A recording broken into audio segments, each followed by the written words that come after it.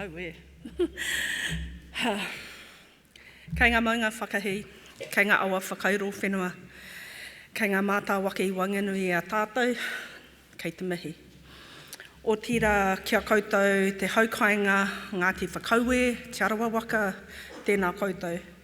Tēnei te mihi manahau, kia koutou mō tō manaaki, kia mātou, kua whakarau ike mai, ki te tau te rotorua nui a kahu matamamoi, ki te kōrero, ki te wānanga, e pāna te kaupapa o rongoa Māori.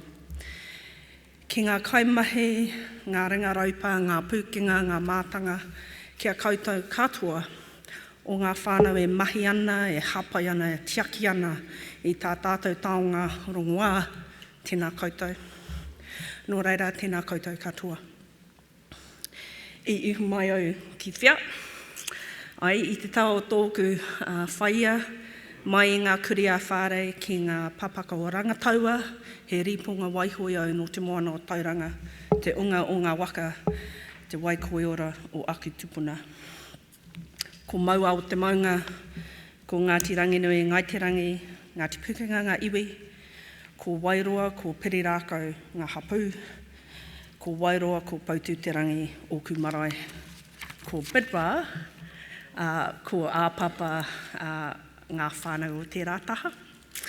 Ki te tau tōku pāpa, e ki atu a mātou tupuna, e rere ana te toto o te wheke o Muturangi, kei roto i te kura te au, ko Taranaki te maunga, ko kura te au te awa, ko Ngāti Mutunga, te ati awa o te waka Māui, ngā iwi, ko Urenui, ko te Awaiti, ko Waikawa ngā marae. Ko Amuhe Bolton tōku ingoa. Ko au te kai whakahaere matua o Whakaua Research Services Limited, tētihi rōpū rangahau no Ngāti Hauati, no Rangi TK. Nōku te honore ki te mihi atu kia koutou katoa. I'm really nervous. Hopefully, that will go in the course of this presentation. But can I start by saying what an absolute honour it is, and that's probably why I'm nervous, because this is such an absolute honour for me to stand here and address you all today. You are the ones that ensure that this taonga of ours, rongoā, is maintained and sustained, and we all know that ensuring the future of rongoā Māori is not and has not been an easy task. Even when we put our all and all our love and our aroha into that task. I want to acknowledge ACC, the conference organisers, and particularly Polly Ann. Thank you for the invitation to come and speak, and to the team at ACC more generally for recognising that this event was needed. I know that there are many champions of rongoā Māori within ACC, and I just want to mihi to those of you who are instrumental in bringing this conference to its, together. I also want to acknowledge that many of you, probably all of you, are coming here to see Kahurangi Naida, and now you've got me instead, so, really big shoes to fill. So if you feel in any way ripped off, go see Polly Ann. I'm just going to put this here. Or otherwise, you could avail yourself of some of the many sites that Rotorua has to offer.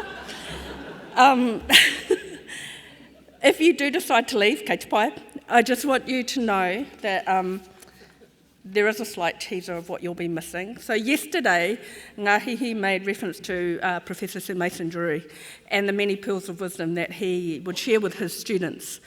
One of the things that I learned from Tā Mason was to provide people with the conclusion of your talk before you start, so that if, for whatever reason, you switch off or nod off or have a little moy or want to talk to your mates or, post stuff on Facebook, at least you've got the essential information right at the front. So, here we go, me learning the mouse. This is the taster. This is where I'll get to by the end of the kōrero. That's what you're getting.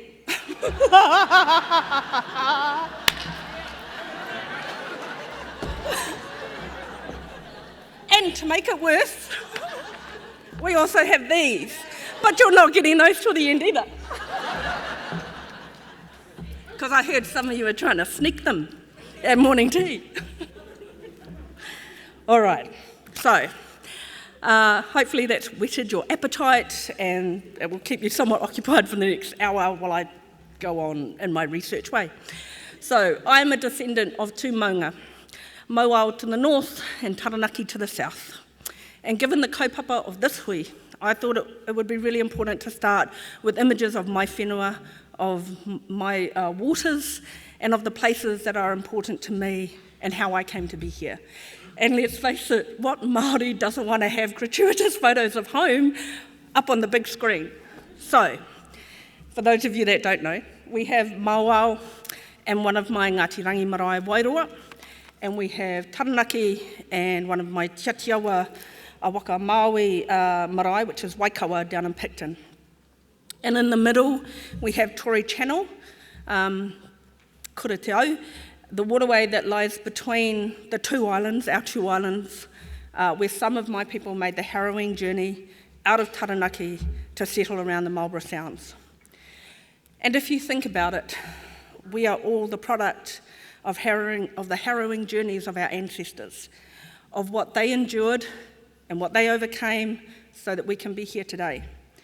And it's important, and we've heard this kōrero this year, that we acknowledge and remind ourselves of that strength that we have, that determination, that resolve that is within us all as we consider this kaupapa, rongoa Māori, because we need to harness that strength and that determination and that resolve to ensure that rongoa continues to flourish into the future.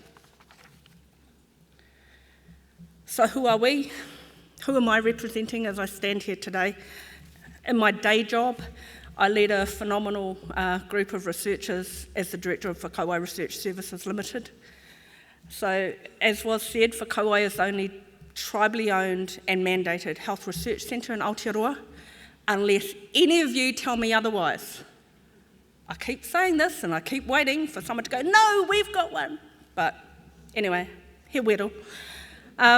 We undertake a range of health and social services and health policy research.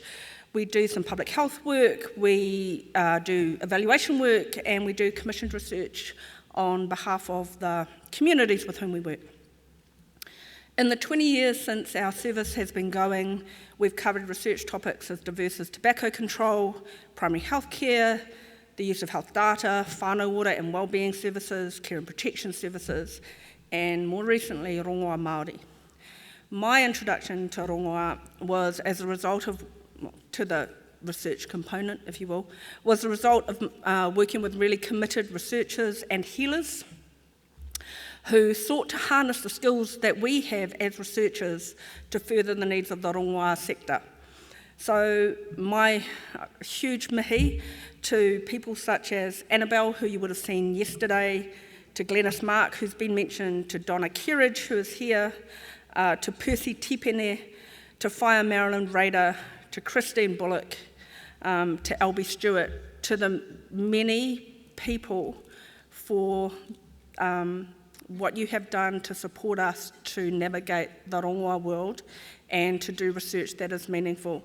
However little or however large your contribution, know that it has made a difference to the way that we work.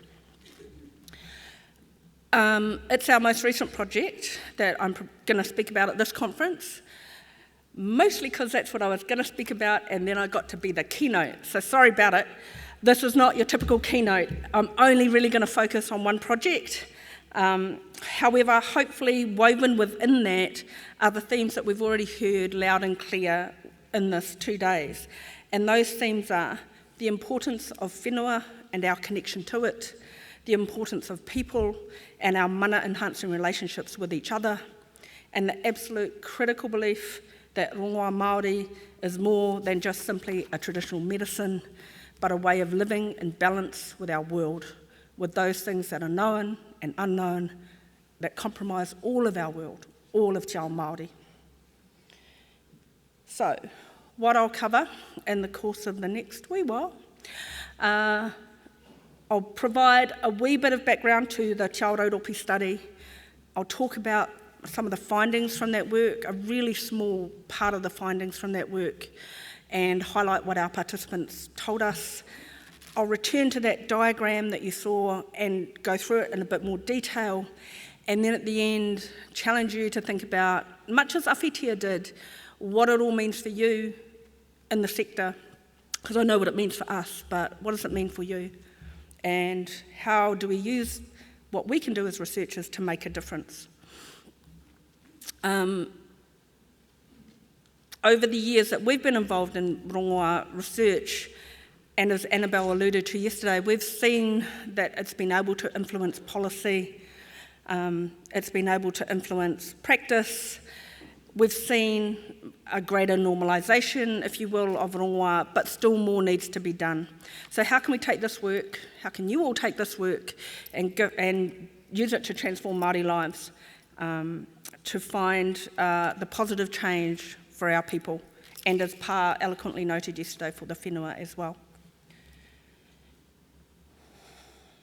So, what is the study? And you don't have to read this. If any of you have written a funding application, you'll know that there's a certain language to it. This was taken directly from our 2020 proposal and outlines the study aims and objectives. As you all know, the Aotearoa of 2024 is markedly different from that of only a few years ago. And so it wouldn't be at all surprising, really, if you think that the aims and the objectives of our research had changed over that time. Research projects need to flex and adapt to the needs of the community. However, regardless of the changes that we've seen and what we've experienced in this country since 2020, that, if anything, has only made the need for this research more critical and has emphasised for us the critical nature of the question which asks, what is rongoā Māori and what are the wellbeing gains that result from its practice? Bear with me, I know you know all this and I know you can all think of an answer. But in this study we tried to push some boundaries. The study is a 3-year Health Research Council funded project with the overarching aim of understanding the contribution that rongoā Māori makes to the health and wellbeing of the people of Aotearoa and to the environment more broadly. We began work in 2021 and we are literally just finishing the final report now to go to our funder.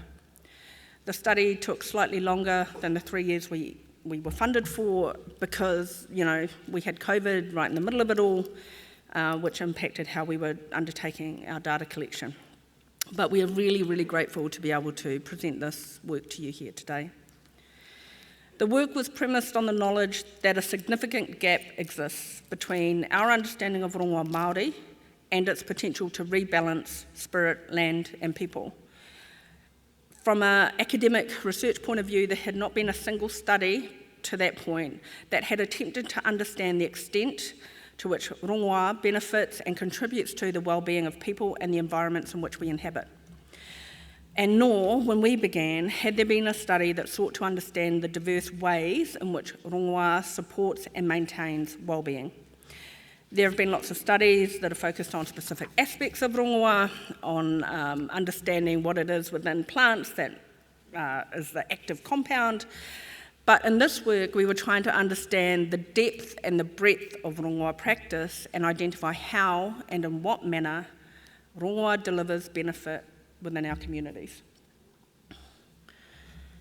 The team that we brought together for the study includes Glenys Mark and Donna Kerridge, as well as our own team members from Whakauai, Jill Portaka Osborne, who's here today, Tanya Allport, and our design guru extraordinaire and PhD student Tom Johnson, who developed the imagery for the model that you're going to see. Some of you will know Glenys. She's an independent researcher and completed her postdoc research regarding patient views of rongoā Māori with us between 2013 and 2015. Her subsequent research in the last 5 years has focused on rongoā Māori cultural values and issues of collaboration, and Jonathan Koia talked about some of that work yesterday. And most of you, if not all of you, know Donna, who's a practitioner and a vocal advocate of rongoā Māori. And both Donna and Glenys's perspective in this study was invaluable, and having them there allowed us to gain the trust of the healers and the participants who spoke to us within the study, and we were really privileged to hear the stories that they shared with us. We were supported throughout the work by an advisory group that we again brought together just for the purposes of this study, and their role was to keep us safe, to guide the study. To them we owe a huge debt of gratitude. Not only did they do exactly what we asked of them in terms of guiding us, but they also challenged us, questioned us, reminded us of the importance of this work and the potential for the study to expand people's views and understandings of the place of rongoā in this country. So again, many of these names will be familiar to you if you've worked in the sector. We heard Tohe this morning, he doesn't need an introduction. Whailinda Toki, another rongoā practitioner and kuia of Unitec Marae. Te Aroha Te Pareake Mead, who's a scholar, a researcher and an expert on Māori and Indigenous cultural and intellectual property. And of course Pa, who doesn't need an introduction at all. We also included, however, some people you might not necessarily expect to find within a rongoā study. For example, retired senior Māori public servant Dr. Pauline Kingi, CNZM, an environmental scientist and policy advisor, Sheree Van Schravendijk, and one of the few Māori economists that we have who's also an uri of Ngāti Hauiti, Peter Fraser, and Annabelle, who spoke yesterday. Early on in the study, we sought the help of a local healer, Ngāhina Gardner, who is also a tāmoko artist and carver. So he's from Ngā Wairiki, Ngāti Apa and Wanganui. So when I say local, I mean Wanganui, because that's where I work. And this was the logo that he designed for us right at the start, because we wanted to cement the thinking in our study from the outset. So what I'm going to explain is his kōrero about his design. He talks about the tiko tiko in the red in the centre of the logo, representing the male and the female elements in harmony with each other. Surrounding them are large purple koru, which represent the interconnection of all things, ngā tangata, te taiao, rongoā rākau, mirimiri, ngā mea katoa. They also connect us to Wairua. He deliberately uses the colour purple to evoke the kumara, which is, other than just a really nice kai, is what we use to whakanoa things tapu. The small green piko piko throughout the logo depict wairua and well-being, and Ngāhina would say that wairua and well-being have a relationship with each other and do not follow a defined direction, but instead have many pathways. The piko piko also represent new growth and new possibilities. And at the bottom of the design, beneath the tiko tiko, are our maunga and our awa, grounding us in the environment and to Papa Tuanuku, she who sustains us. So as you can see from the outset, we were really fortunate to be surrounded by great thinkers, proponents of mātauranga Māori, proponents of rongoā Māori, experts in their respective fields. And this support provided a really strong tuapapa for our work from the beginning, a solid foundation from which we were able to add our own findings and thinking, informed by the voices of those who participated in the study. So we had 4 distinct data collection activities. Sometimes in research, things don't go as you plan. And it's both a privilege and, for me as the person that's trying to direct the research, anxiety-inducing when things flex. I know we're supposed to as Māori, but I'm not that person. So things flexed in this study, and I just have to learn to go with it, and that's going to be a lifelong journey, learning to go. We had planned to do things where we had paired interviews between healers and participants. That kind of didn't happen because that's not what people wanted to do. So we ended up having interviews, both one-on-one and in groups, and we also wānanga'd with rongoā experts. And then we convened an online symposium, I think the first online symposium of rongoā ever. That was great. And we finally collected the thoughts and reflections from rangatahi who were listening and participating in that symposium. The symposium was great. I shouldn't be saying it was just a lot of work, but I hope some of you were there online on that day to hear what was said at that symposium. And if you weren't, there are some reports and a website about that if you want to catch up. Anyway, in the course of the interviews, we captured 55 individual participant voices, and they were located from Northland through Auckland, Waikato, Hauraki, Bay of Plenty, Manawatu, and down to Te Waiponamu. We undertook analysis throughout the course of the study multiple times in multiple sessions where we came together as a group, something that we've termed mahi ā-rōpū within Whakauai, to make sense of the wealth of the data that we had collected. And throughout the study, we wrote up our findings, and we're still writing up our findings in various forms. And we published posters and disseminated those out to the community for their information. And so most, I think, of what we have produced is out there if you want to take copies, and also available to download from our website. So we really do want to try and disseminate this knowledge as widely as possible.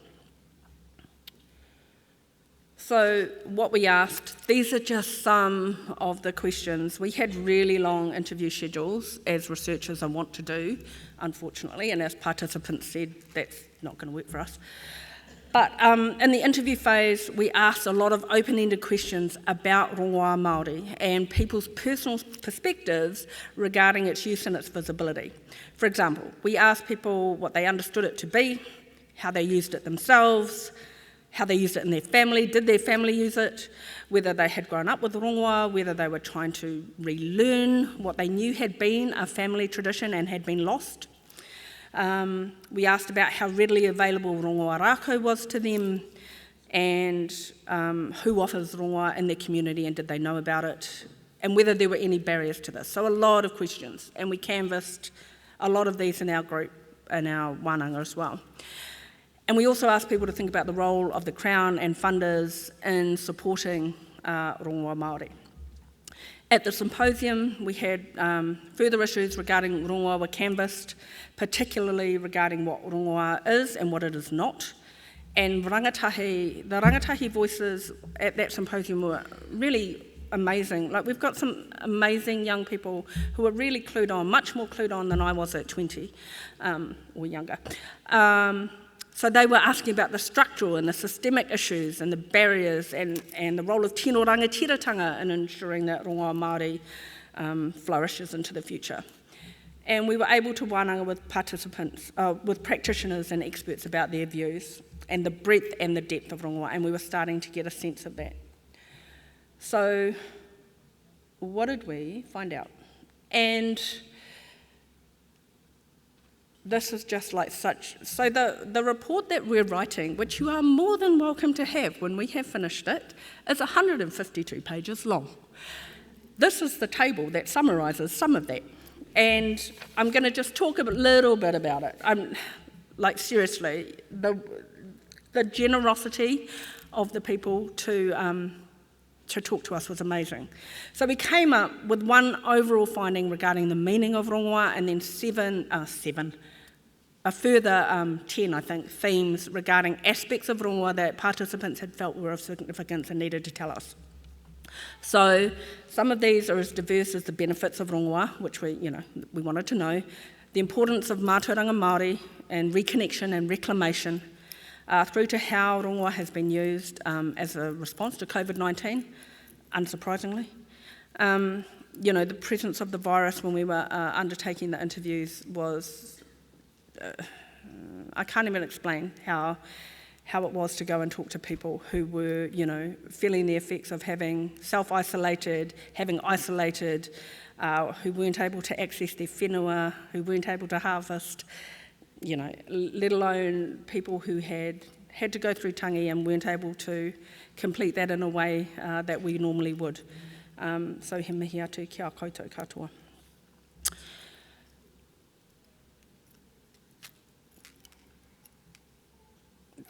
There isn't enough time to go through all 11 themes. You can come and talk to me after if you want, or read the report, or talk to any of us, or read the posters. But I'm just going to show you a snapshot of what people were saying about what the meaning of rongoā is. These thoughts were critical to how we started to conceptualise and think about bringing our findings together all in one place. And as I say, they represent a tiny fraction of what people said. None of what I'm about to present is necessarily new to you. It's simply that we've been able to gather all this information together from various participants from a multitude of places at different times and in different settings. And what is notable is the degree of resonance, and I know that's a research term, but all it means is the similarity of what people were saying to us. So, irrespective of where they were from. When we do this type of research, you'll remember we had the stats up yesterday. Our research is different, so we don't worry so much about the numbers, but what is important is when we collect the stories that there is some, for us what we're looking for is similarity in stories or real difference in stories. And it didn't matter who we spoke to, the similarities just shone through.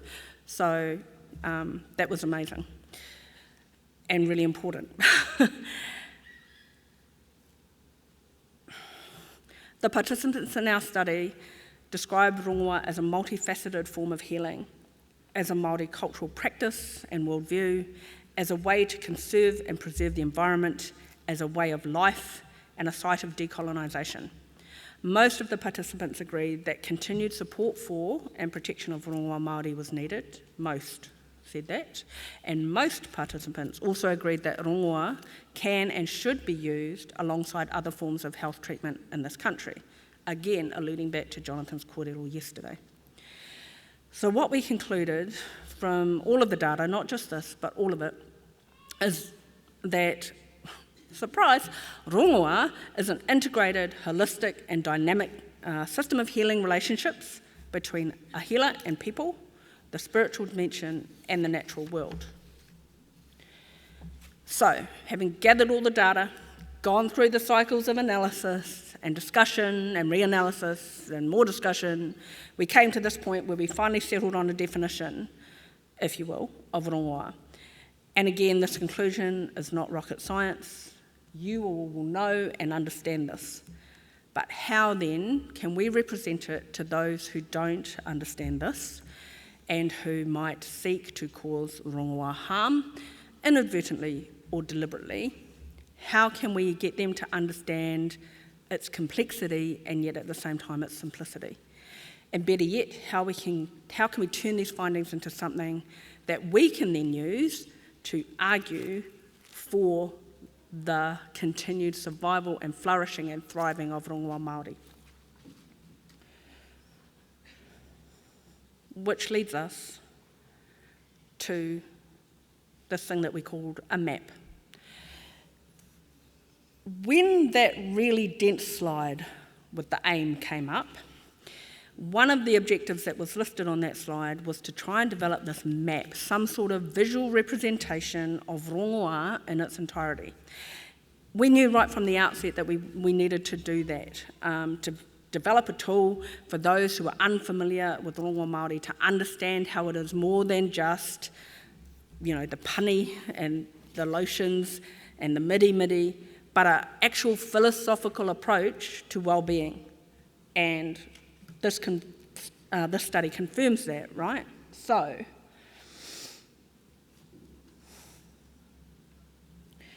the purpose of the model is to demonstrate that rongoa represents interconnectedness of all things that affect well-being and relate to the knowledge and practice of rongoa health and well-being. The model summarises the contributions of all our participants and highlights core elements in the practice, the theory and the knowledge of rongoa Māori. We started bandying about this notion of a biosphere of rongoa quite early on in the work. And it should be noted that our advisory group challenged us on the use of this word. Can I just go back? There are definitions there. And they challenged us because in science, the term biosphere has a very distinct definition. In the field of biology, for example, the biosphere is known as the region of the earth that encompasses all living organisms, plants, animals, and bacteria. And Pa talked about microbes yesterday. In biological science, it is also a feature that distinguishes the Earth from any other planet in the solar system.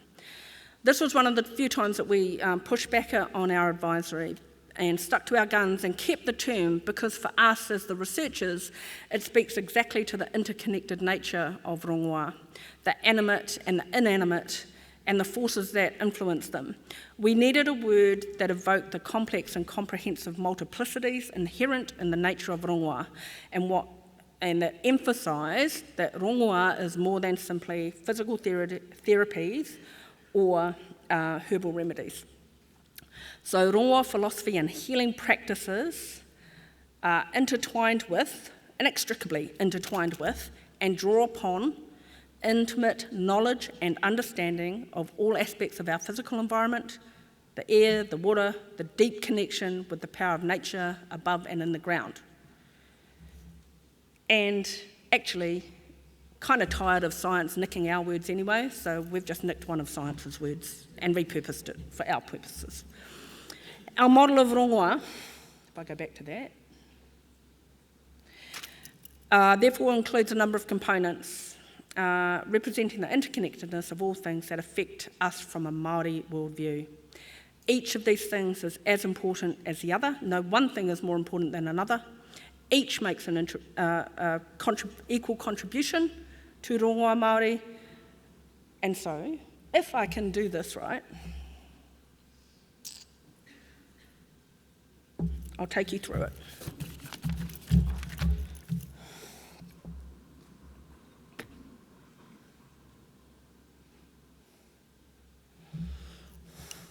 Hopefully you can read it. Wairua. We've heard a lot about wairua. For this study, we've defined it as being the spiritual interconnectedness that binds us all. And Mauri, defined as the life force or the gift of being alive. Those two concepts lie at the very heart of the model. A key feature of rongoā Māori is that it uplifts the mana and the mauri of both the people and the land. The idea is of such significance to our participants that the two concepts are positioned within the centre of this biosphere that we have created, radiating out into all other elements. We heard Pa talk yesterday about the critical importance of Māori as a web of connections that sustain life, and what happens if that web becomes compromised in any way. And Awhitia this morning reminded us about how wairua works and our need to listen.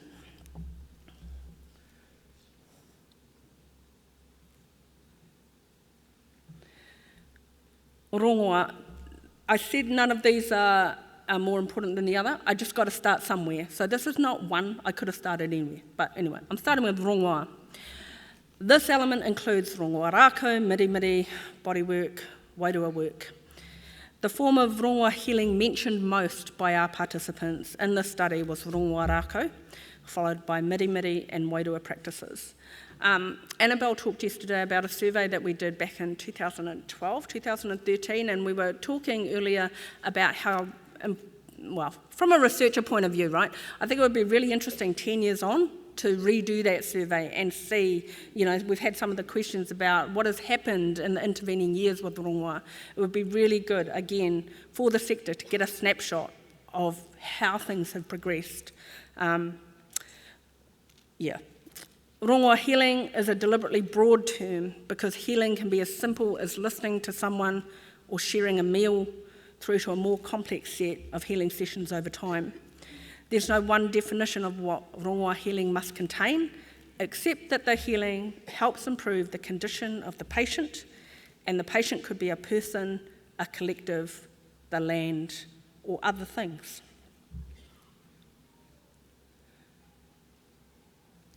Whakapapa. Whakapapa in this study includes physical, mental, spiritual, whānau and whenua dimensions. Participants talked about the holistic and interconnected nature of health and healing that requires these dimensions to be in balance for well-being of the land and the people. Whakapapa is central to intergenerational knowledge transfer and to rongoā healing, and recognises a celestial lineage between humans, trees and plants, and all of the earth. Again, what Pa was talking about yesterday. In our model, a network of roots is used as a metaphor to show that whakapapa knowledge and the genealogy of rongoa Māori healing act as the roots of like the roots of a tree, linking into a firm foundation that is unwavering.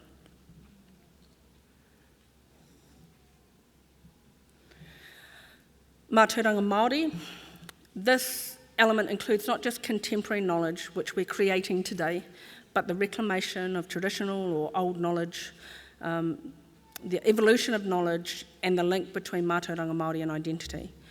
Mātauranga Māori is recognised as the source of our Māori cultural traditions, practices and values, including rongoa, and our participants spoke about the journeys that they had undertaken of knowledge reclamation and the connection to reclaiming the practice of rongoa Māori. Many of these journeys started in childhood and of necessity included a component of reconnection to their cultural identity. People talked about their transition from childhood into adulthood as an evolution where new, culturally reconnected identity was formed based on the knowledge that they had reclaimed, and this process for them became a part of healing.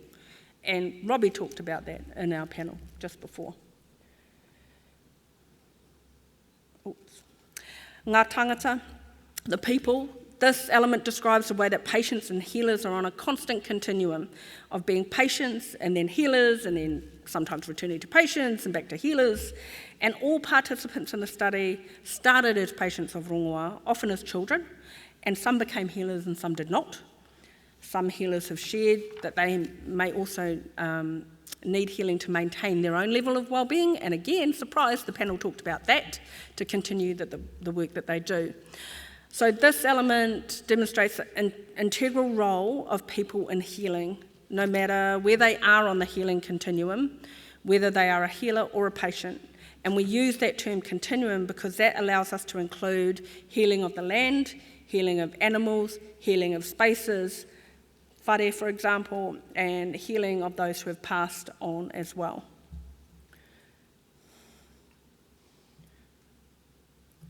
Tikanga kawa. And for us, we chose to highlight aroha, respect, humility, reciprocity, but everything that makes us is in here. Tikanga and kawa are inherently central to the biosphere. Aspects like tino rangatiratanga could be added in here, mana motuhake could be added in here. We just needed, to give an indication of the types of things that we want to include in here, and the list is not exhaustive. But think about our values, our protocols, our practices that we live by as Māori and which have stood us in good stead as a society for the last 1,000 years in this country. Taiao, this element includes everything to do with Papatuanuku and the Maramataka. Participants recounted their strong connections with the land, their relationships with Papatuanuku, their reflections on how they used the Maramataka to guide their lives. The connection between Māori and Taiao is linked again through that idea of celestial whakapapa between people and plants, making the land more than just a food source, but a cultural marker of identity, providing a sense of home and belonging. Toi Māori, although not commonly referred to as rongoa often, several participants described Māori arts, taonga puoro, rāranga, tāmoko, as forms of healing, whether it be mahi, which uses sound and vibrations, whatukākahu, or the marking of our skin. There is a healing component to these activities. Participants referred to specific toi Māori, but we could have included any of those cultural art forms, whakairo, kapaka. We've seen examples of that within these 2 days. All of these things link us to our whakapapa into a state of well-being. There are the roots of the tree, and this is the idea of a metaphorical korowai that surrounds rongoa Māori and protects and enhances the elements which comprise rongoa. So this korowai of protection comprises a number of guiding principles, including wairua again, mauri again, manaaki and utu. The cloak of protection maintains the integrity of rongoa Māori from external influences and acts as a demarcation point signalling what is considered rongoā and what is not. And that's for us to decide as Māori, right?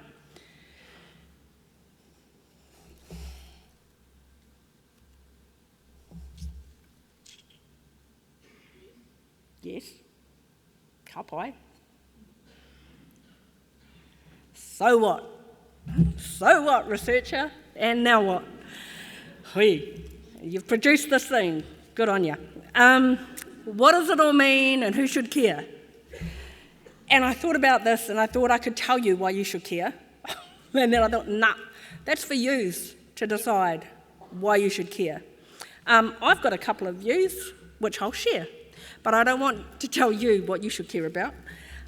So I guess for me, some of the things that have come out of this study, rongoā is so much more than rongoā rākau and mirimiri and pani, which is what the kind of the world, when we talk about, you know, it's great to be a healer right now because everyone wants our stuff. This is the stuff that they want. They want the easy fix. They want the lovely smelling balms and, you know, they want all of that part. But the hard part, the bit that Pa talked about, was all that other part about how we live a good life on this whenua, right? For me, anyway. So it's the sum total of all the things that allow us to be Māori, that allow us to self-determine, that allow us to live in harmony with the world that we inhabit, not become a master of it, as Pa said. And if you subscribe to that belief at all, then you have to think differently about how you live in the world, right? And so that's a big challenge for all of us in this contemporary time. Are the decisions that we make harmful to ourselves, to each other, to Papa Tuanuku? If they are, then, like Pa has warned us, there won't be a Papa Tuanuku for future generations to enjoy. So is it, and now I'm going on a soapbox, and this is your fella's problem because you invited me. So if, you know, we think that coal mining, the extraction of coal for companies to make a profit is worth giving up Freddy the Frog, because that's what we've been told. Freddy the Frog can just haere atu, because the coal's more important. If we truly believe that, then what does that mean if we also truly believe that rongoā Māori is important? And I'm not saying that any of this is easy, but it's how we reconcile this within ourselves and how we live with this in ourselves and those decisions that we make. And we've heard this through the conference, you know, how you live with this and what you can do in your own small way to let our rongoā flourish. I think, personally, we should all care. We all share this space together, and we all have a role to play in restoring the balance and restoring the mauri. At a practical level, you might want to use tools like this in your advocacy, with politicians, with officials, with iwi, with whānau. Whatever you do, just know that you're doing it for the right reasons, for well-being, for rongoā. Someone asked me at the conference, oh, how do you know that this stuff works or is even important? And I love how everyone with their mātauranga skills can draw on whakatauki from, you know, ancestors. I don't have that gift. So Shakespeare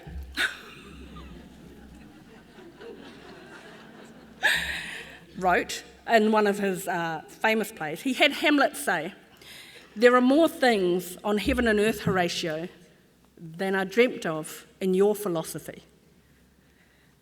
But we actually know that our philosophy knows all about those extra things that are beyond heaven and earth. Our philosophy embraces those things. So for me, that lovely man Shakespeare, writing in 15 whenever he was, about his very English world, is a direct reflection of how we think in our world, which we have always thought of as being integrating both heaven and earth and all things in between.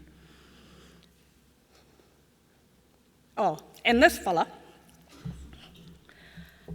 is a Cherokee scholar, and he reminds us that, you know, you can go through life not knowing stuff, but the minute you know stuff, then you have a responsibility to do something with that stuff.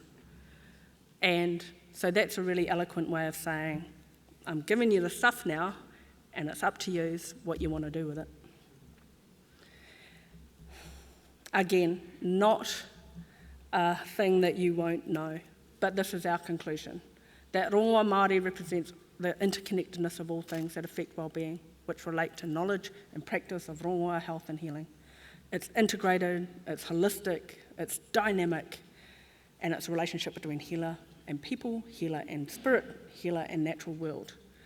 It cannot and should not ever be broken down into the components that we split apart, because if we do that, we destroy the integrity of rongoa, and we allow others who do not have the love for it and do not understand it to take parts of it and use it for their own purposes. And we lose something of ourselves when we let that happen.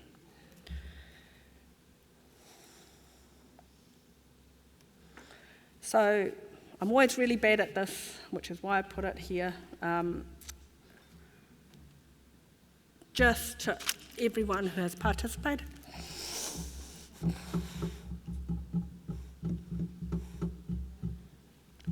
Who participated, and how you trusted us to do something with this. Thank you for doing that. To ngā hina, to our model reviewers, to the advisors, and the funder, you've got to thank the funder, but really to all of you who may or may not have participated in this, and to all the knowledge that you give us as researchers, please know that we do use it and it's really important to us. So thank you all. These are some outputs if you want them, because I wouldn't be a researcher if I didn't plug the outputs. And again. And this is a gift to you. We want to gift this to you. So it's yours now. Use it as you will. Yeah, it's yours. So, nō reira, i ngā mana i ngā reo. Rau rangatira mā, tēnā koutou, tēnā koutou, tēnā koutou katoa.